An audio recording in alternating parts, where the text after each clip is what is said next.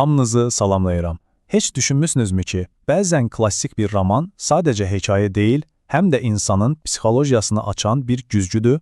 Elə bugün biz Dorian Gray'nin portreti əsərinin dərinliklərinə enəcəyik və orada gizlənən narsistliyin, o əbədi gənclik arzusunun psixoloji köklərini araşdıracağıq. Hər şey məhz bu tək cümlə ilə, bu çarəsiz arzu ilə başlayır. Dorian Gray'in bu sözləri əslində onun şöhrətpərəstliyə və mənəvi çöküşə doğru gedən faciəvi səyahətinin ilk addımı olur. Deməli, hekayəmizin mərkəzində Dorian Gray var. O, olduqca məsum və yaraşıqlı bir gəncdir. Ta ki öz mükəmməl portreti ilə üz-üzə gələnə qədər. O an ilk dəfə öz gözəlliyinin fərqinə varır və bu fərqindəlik, bilirsiniz, qısa zamanda bir vəsvəsiyə çevrilir. Və o, ağlasığmaz bir şey edir. Fövqəltəbii bir sövdələşmə ilə sanki ruhunu bədənindən ayırır. Artıq o qocalmayacaq. Bütün günahlarının, bütün pis əməllərinin izlərini onun yerinə portret daşıyacaq. Dorian isə o, heç bir nəticə ilə üzləşmədən istədiyi kimi bir həyat yaşayacaqdı. Amma gəlin biraz geriyə gedək. Bu vəsvəsə, bu arzu heç də boş yerdə yaranmamışdı. Bilirsiniz, bu alovu körükləyən, onu alavlandıran biri var idi. Dostu, Lord Henry Watson və onun o zəhərli sözləri. Məhz bu kimi fəlsəfi, cazibədar fikirlərlə Lord Henry Dorian'ı hedonizmlə tanış edir. Yəni, nə deməkdir bu? Zövqün, həzzin və gözəlliyin həyatdakı yeganə dəyərli şeylər olması ideyası. Bu düşüncə Dorian'ın mənəvi kompasını, yəni doğru ilə yanlışı ayırt etmə bacarığını yavaş-yavaş zəiflədir. Baxın, burada çox vacib bir məqam var. Əslində, Lord Henry Dorian'ın içindəki narsisti sıfırdan yaratmadı. O, sadəcə olaraq Dorian'ın onsuz da kəşf etməyə başladığı o şöhrətpərəstliyə, o özünə vurğunluğa bir səs verdi, onu cəsarətləndirdi. Dorian'ın bu getdikcə dərinləşən vəsvəsəsi, özünə olan heyranlığı və başqalarının hisslərinə qarşı tamamilə laqeyd olması, bütün bunlar müasir psixologiyada bizə çox tanış gələn bir vəziyyətə işarə edir. Yaxşı, bəs bu nədir? Gəlin birlikdə anlayaq.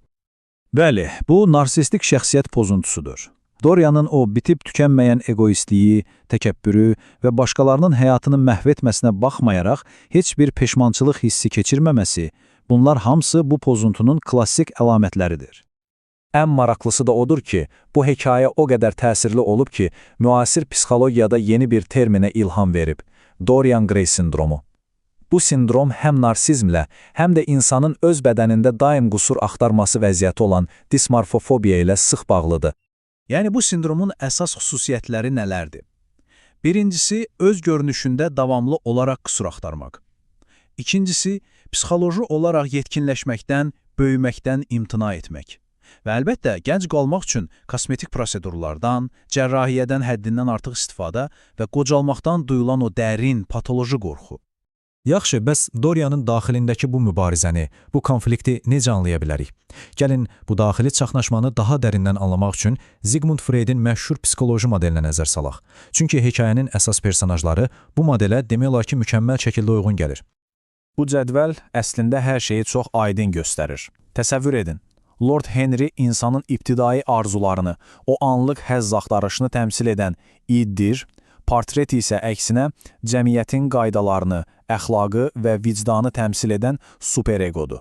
Dorian bu ikisi arasında qalan, reallıqla balans qurmağa çalışan egonun özüdür. Beləliklə, portret Dorian'ın vicdanına çevrilir, amma ondan kənarda olan bir vicdana. Dorian günah işlədikcə portret daha da eybəcərləşir və onun çarəsizcəsinə görməzdən gəlməyə çalışdığı o vicdan səsi rolunu oynayır. Yaxşı, deyə bilərsiniz ki, bu 19-cu əsrdə yazılmış hekayənin bugün bizimlə nə əlaqəsi var? Əslində, düşündüyümüzdən də çox. Bu hekayə bugün bəlkə də hər zamankindən daha aktualdır. Bir anlıq ətrafımıza baxaq. Mükəmməl və zamansız bir görünüşü qorumaq təzyiqi hər yerdədir.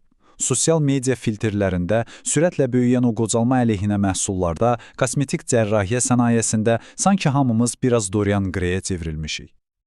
Baxın, bu hekayədən çıxaracağımız ən böyük dərs, ən böyük xəbərdarlıq budur. Qüsursuz bir xarici görünüş üçün daxili mənliyimizi, vicdanımızı qurban verməmiz nə qədər təhlükəli olduğu. Çünki yaşadığımız mədəniyyət çox vaxt məzmundan çox görünüşə dəyər verir.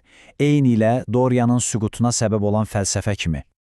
Və bütün bunlar bizi son bəlkə də ən narahat edici suala gətirib çıxarır. Görəsən biz də öz mükəmməlliyi axtarışımızda, o qüsursuz onlayn obrazlarımızın arxasında gizlənərkən, əslində kim olduğumuzla, yəni öz real portretimizlə üzləşməkdən qorxmağa başlamışıqmı?